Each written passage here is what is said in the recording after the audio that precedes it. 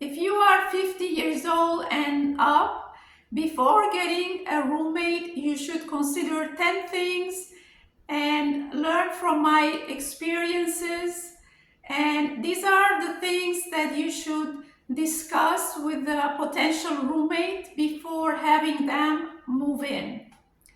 So when you're in your 20s and 18 years old, you can have any type of roommate, it doesn't matter. But in your 50s, you have to consider your health issues, your routine, and you have to get somebody as compatible as your lifestyle. So number one, it has to be somebody whose their lifestyle is as close as it is as to you. You don't want somebody who goes to parties and do things on the weekends and come late at night, 2 3 in the morning, and wake you up. So you want to consider somebody who has a stable job, or somebody who has an income or is doing DoorDash. You have to get somebody who's the same, somewhat the same schedule as you, so you won't cause disruption. Number two, you have to get somebody, you have to do the job verification. So you have to verify, it's very important to see their income and to see if they are working, or they're working part-time, or they're doing side hustles. You have to verify that, because the reason people get a roommate after 50 or any time is to split the cost in half, because everything had gone up and the economy and the prices are higher now, and they just need the extra help. So the most important thing too is to verify their job verification. And also, don't rely on the pay stub. They show you a pay stub in their phone, because they could have the job today, and maybe that was maybe 2 weeks ago they got paid, and today maybe they don't have that job no more. So you always have to call the same day or the day after of the interview to speak with the supervisor, to check with their job title, and so on. And if they're doing DoorDash and side hustles, you can check for the last 3 months their income, just to see how often, what's their income is like. And number three, you have to set the monthly rental. You have to be very clear on the monthly rental and what's included. If you're including the electricity, the Wi-Fi, the water bill, all of that should be spoken in advance, and preferably in writing, so that everybody is on the same page. So yeah, as long as they don't use something that uses a lot of electricity and it's reasonable, and if they have a TV or radio or a computer, that's acceptable. But if they're using something more, you have to consider that, because then it will add up on the bill. So that's number three. And number four, you have to set the rules so it won't cause disruption, because as you get older, you have your lifestyle, you have your health challenges, and you don't want somebody that cause more trouble than it's gonna help you with having a roommate. So the first thing you have to mention about the cooking in the kitchen, since it's a shared place, you want somebody to be cooking light cooking preferably. So it's a small place, you want to share it. And even if you had a bigger place, you don't want somebody cooking for, it's only one person, you're getting one roommate. So light cooking, and you don't want somebody cooking late at night, because of the smell of the food, and the noise, they have to turn the light on. When you lived, I went through that. So letting you know from experience how disruptive and noisy and it becomes if somebody's cooking 11 o'clock at night, and if the oil and the smell of the food, and yeah, all of that, you have to mention that in advance.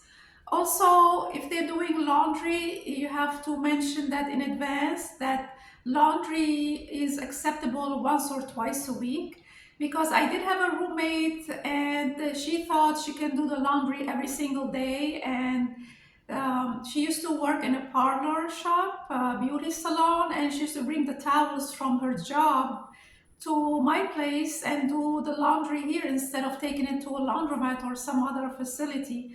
So that is not acceptable because one, she's using more electricity, and that is not part of the agreement to do her the laundry of her clients in my apartment. So you have to be clear what's how many times the laundry, because the dryer uses electricity.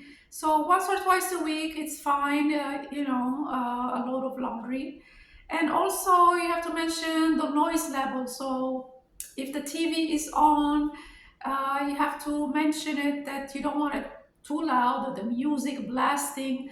That's why you want to get somebody who's compatible with your lifestyle after 50, because if you have health problems, you can get migraines or your blood pressure goes up, and everything causes tension, and you don't want somebody who disrupts your life and making your life more difficult. You want somebody to help you with your bills and cost, and help you cut the cost in half.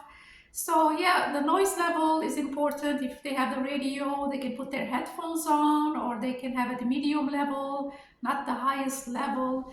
And also, the noise hours after 10 p.m. is quiet hours. You have to mention that because that's very important, because some people, they stay up at night and they go to sleep at 1 o'clock in the morning. But if they really want to do that, they have to use headphones or do something to adjust with the with our lifestyle.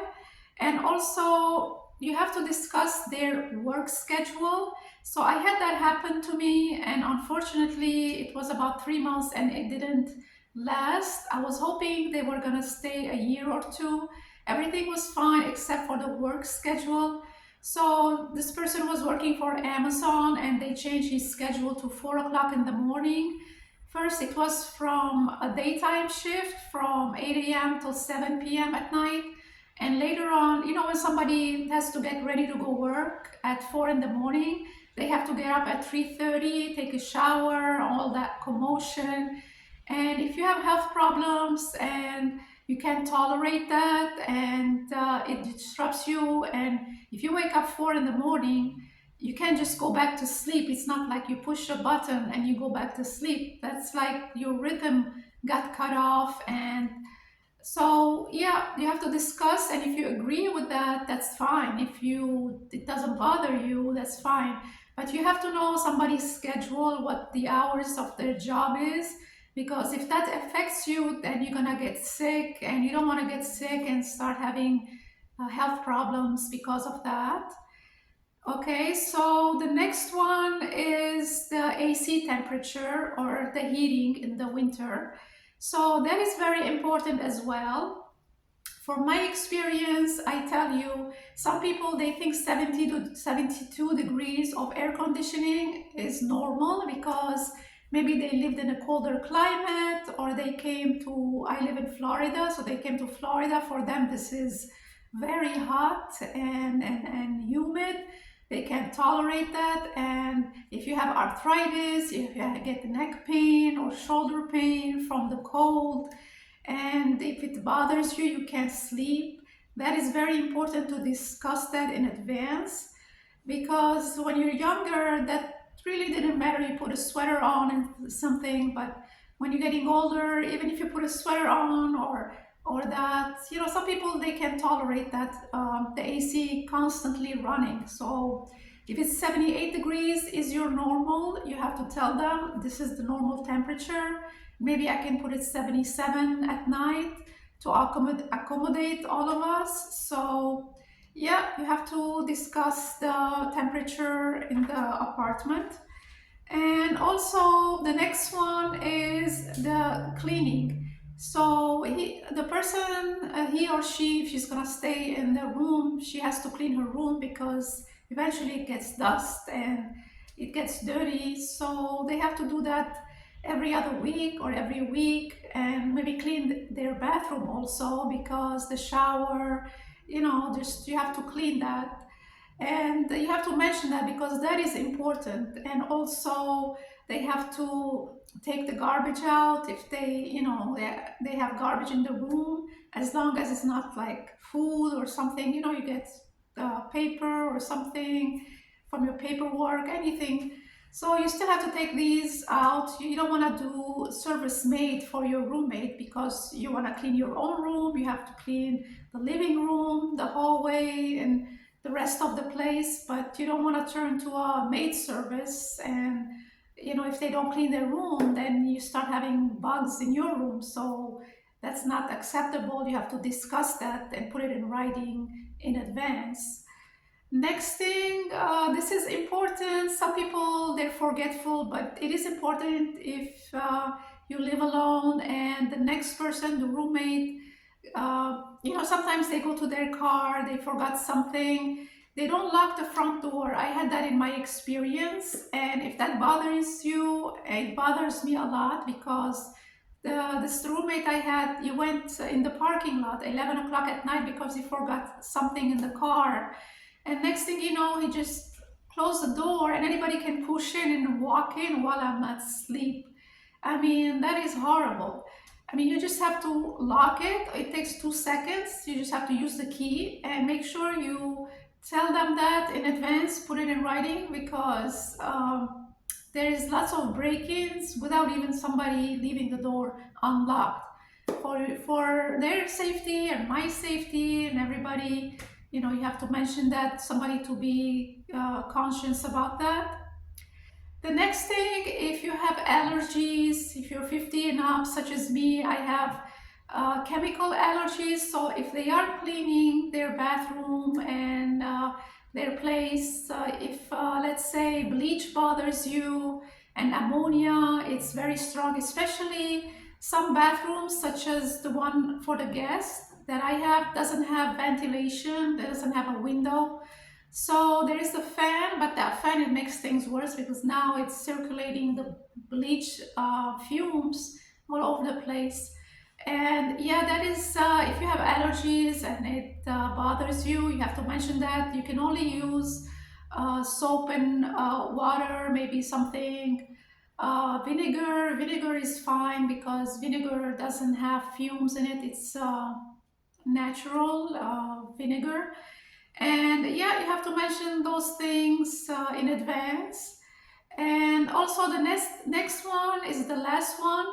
And if you don't allow guests, when you have a roommate, maybe they want to bring their friends over. I don't know if they want to socialize in their room.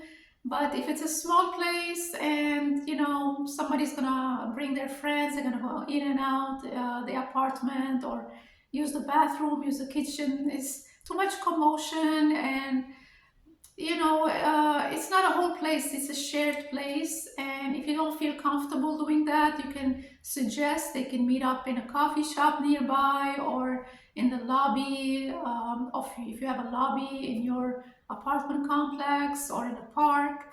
But if that bothers you, you have to put that in writing in the list of agreement, uh, the roommate agreement. And you have to mention guests are not allowed.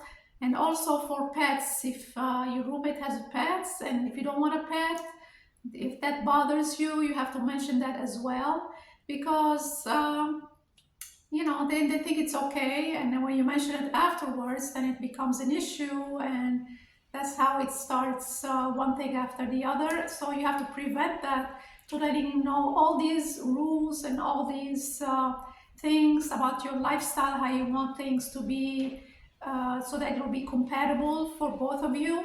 That's why it's best to get somebody who's 40 years old and up. And sometimes you get lucky, you get somebody in their 30s, maybe it's somebody who's a student, or they're doing internship.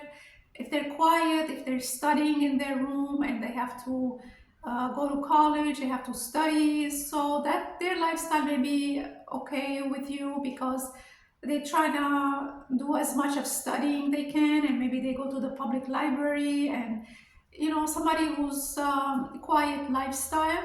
So that might work if somebody is younger and compatible. So yeah, that is what I wanted to share with you from my experience previously, what I had with several roommates that I wanted to have them last more than a few months, but because of some reasons that I mentioned that I didn't think of it and nobody told me, and later I had to find out from from their habits, from their lifestyle, that this wasn't going to work out long term, and it was affecting my health and it was disrupting my schedule and so on. So I wanted to share this with you. If you're looking to have an extra income, get a roommate, and share the expenses with somebody. So these are the important things to consider before having somebody move in with you. Well, this is what I have for you today. You can put a like and subscribe to my channel and leave me a comment in this comment section below. Let me know what you think.